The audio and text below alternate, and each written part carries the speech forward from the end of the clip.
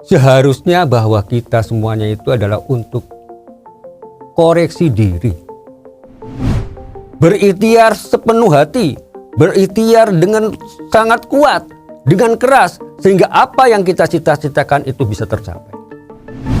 Maka ini adalah salah satu hal yang membuat orang itu atau lembaga itu atau perusahaan itu atau pribadi-pribadi orang itu akan menjadi lebih hebat. Sapa Hati bersama Gus Agus. Pemirsa yang dimuliakan Allah Subhanahu wa Ta'ala. Namun di dalam hal-hal yang lain, kadang-kadang untuk mencapai tujuan-tujuan yang bagus tadi, dengan usaha keras yang tadi,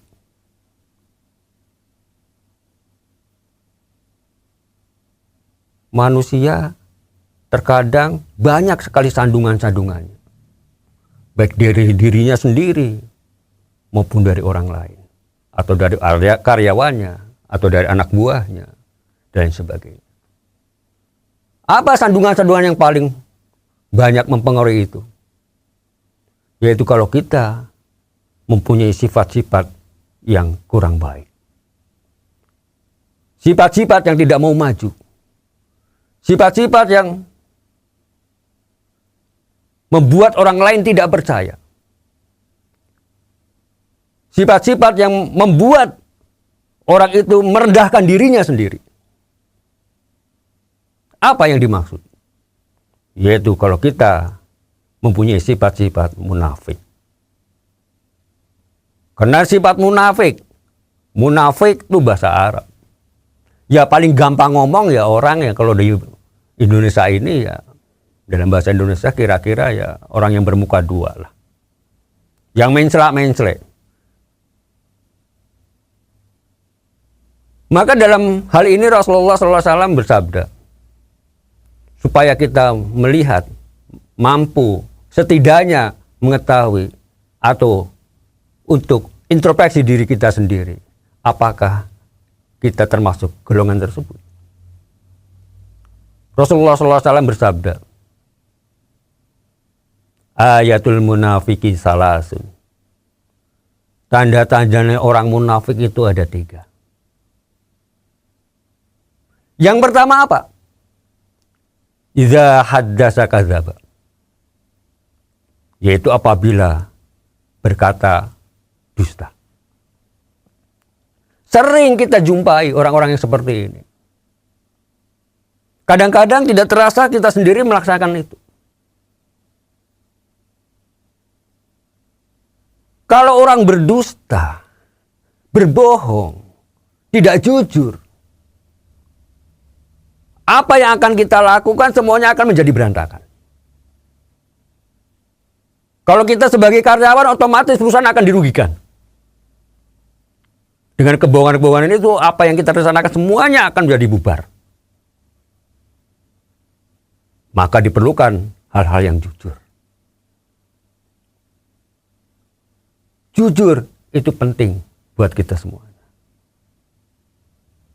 Dengan kejujuran tentu sesuatu itu akan menjadi terarah, akan menjadi terukur, dan secara otomatis membuat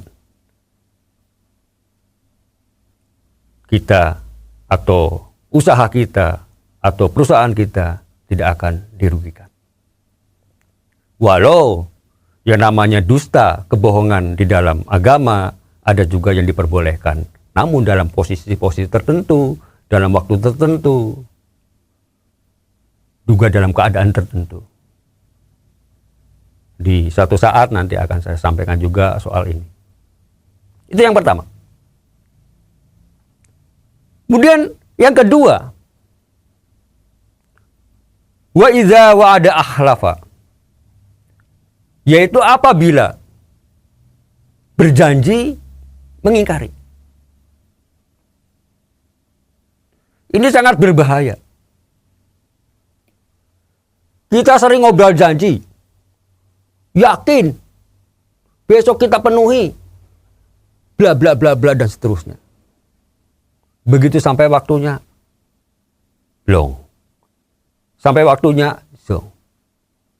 Apalagi kalau kita ada hubungannya dengan relasi-relasi kita, dengan klien-klien kita, dengan teman-teman kita. Kalau kita berjanji dan kita tidak memenuhinya, tidak sesuai dengan apa yang kita janjikan, ini akan mengurangi atau bahkan menghilangkan kepercayaan. Kalau kita sudah tidak dipercaya, otomatis semua yang kita lakukan akan jatuh.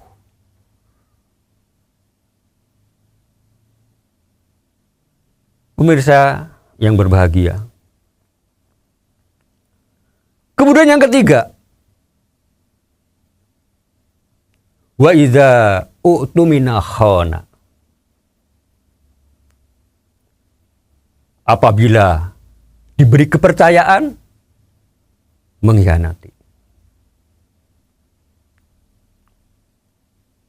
Ini yang banyak sering terjadi. Dikasih tugas, ya leda-lede. Bilangnya oke, ya siap bos. Tapi kita kurang disiplin. Dan sebagainya. Kepercayaan tadi akan bisa kita dapatkan kalau tiga hal ini kita lakukan dengan baik. Kita hindari. Jangan sampai tiga hal tadi kita lakukan. Fa insya Allah, kalau tiga sifat ini kita bisa melakukannya atau melaksanakan dalam tindakan kita, fa insya Allah semuanya akan menjadi lebih baik. Apa yang kita rencanakan otomatis menjadi sesuatu harapan yang pasti akan tercapai. Kejujuran itu adalah satu hal yang nomor satu di dalam apapun. Menepati janji juga sesuatu hal yang perlu sehingga kita tidak menjadi orang yang rendah. Jadi semua apa yang kita sampaikan, apa yang kita ucapkan, usahakan supaya apa yang kita ucapkan itu sesuai dengan perbuatan, sesuai dengan tindakan yang kita lakukan. Ingat, dalam pepatah Jawa ada juga ajining diri ono ing kedaling lati. Artinya harga diri seseorang itu ya tergantung juga dari ucapannya, dari mulutnya, dari lidahnya.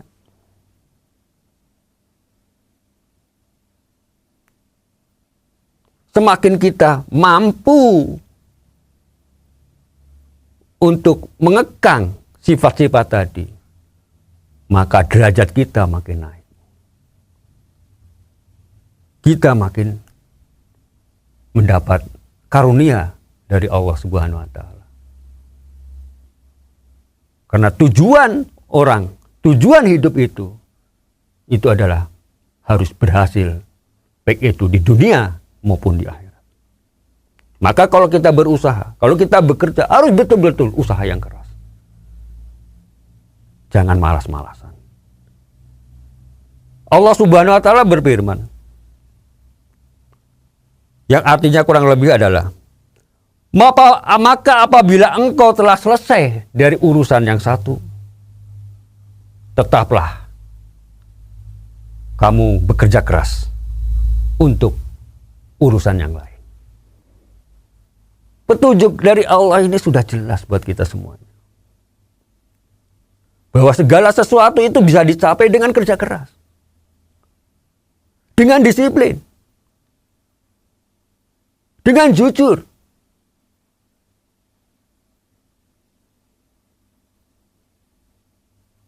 Tanpa itu semua nonsen. Tidak mungkin. Ayo, di dalam kita melaksanakan untuk ke depan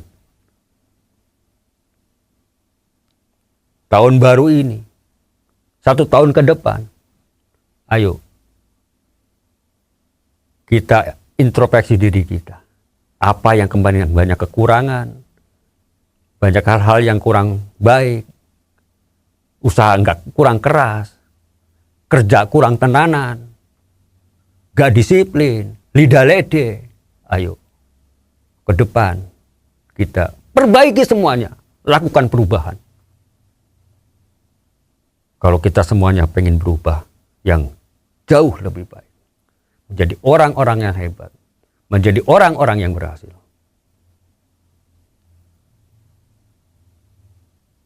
Pemirsa yang dimuliakan Allah Subhanahu wa taala.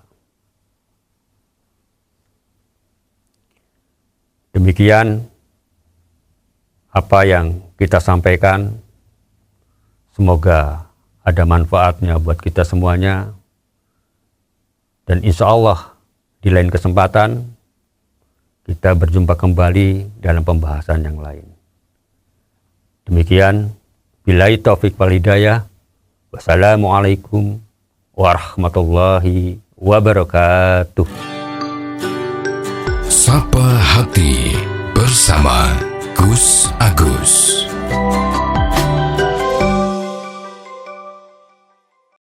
Dipersembahkan oleh Ziman, enzim antioksidan aktif, menjaga kesehatan dan memperpanjang usia Anda.